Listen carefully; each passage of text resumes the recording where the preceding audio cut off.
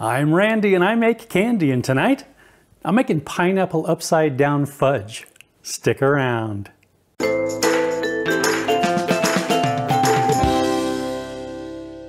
Greetings my confectionery compadres, and welcome to Randy Makes Candy, where I help you make tasty treats that people love to eat. A few weeks ago, my daughter and I dehydrated some pineapple chunks. As we were enjoying the tasty tropical treats, I mentioned the pina colada truffles I'd made, and she suggested that I try turning pineapple upside down cake into a candy. So here we are.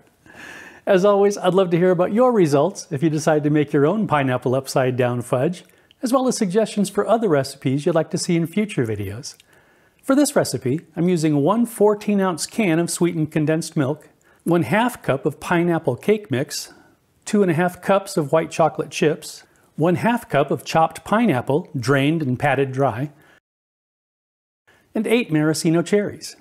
When I say chopped pineapple, drained and patted dry, I'm serious. This is critical. I'll talk more about that after the recipe. I'm also using an 8x8 baking pan, some parchment paper, a large microwave-safe bowl, and a spatula. Okay, let's make some candy. Line an 8x8 baking pan and set it aside. Prep the cherries by removing the stems. How many cherries you need depends on how large you want your fudge pieces. If you want large pieces, you can use an entire cherry for each piece. I usually cut my fudge into 1-inch pieces, so I'm cutting 8 cherries into 8ths, giving me 64 perfectly sized cherry chunklets. Pour the sweetened condensed milk and cake mix into a large bowl and stir to combine.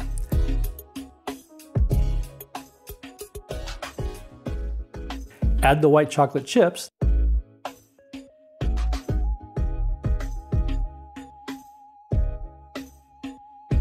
then microwave the mixture in 30-second intervals, stirring in between until the chips are fully melted. Fold in the pineapple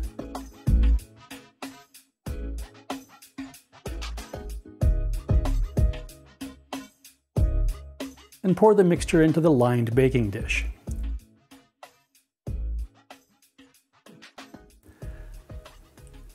Place cherries on top of the fudge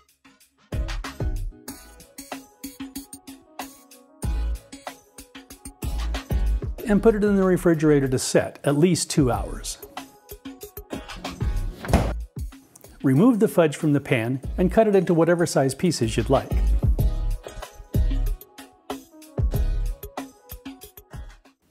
And that's it.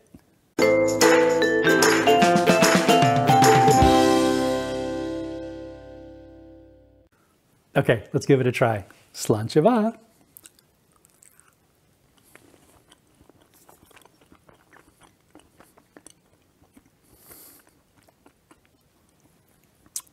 The fudge is just really smooth and creamy, great mouthfeel. Pineapple adds a nice chewiness to keep things interesting. I love the flavor too. The tart, fresh taste of the pineapple really comes through and keeps the fudge from being too sweet. If you're looking to add a taste of the tropics to your candy repertoire, you really ought to try this. Let me start out by showing you the difference between social media and reality.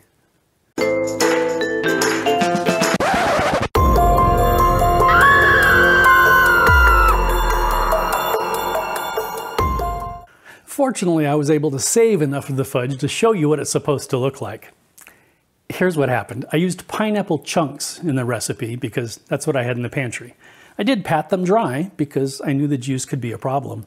What I hadn't counted on, though, was the juice inside the chunks. It oozed out as the fudge was resting and prevented it from setting completely. I don't know if it was just the extra liquid that was the problem or if it was the enzyme that keeps your Jell-O from setting. Either way, though, it was a problem, so please learn from my mistake and use thoroughly dried, chopped pineapple. Also, don't believe everything you see on social media. If you enjoyed your time here in the Candy Kitchen, please like, share, and subscribe. Thanks for sticking around, and I hope you'll join me next time. Stick around. She suggested I try turning 1/2 cup of pineapple upside down, 1/2 cup of chopped pineapple, trained. It's not trained, it's wild. I did pat them dry though, because I knew the juice could be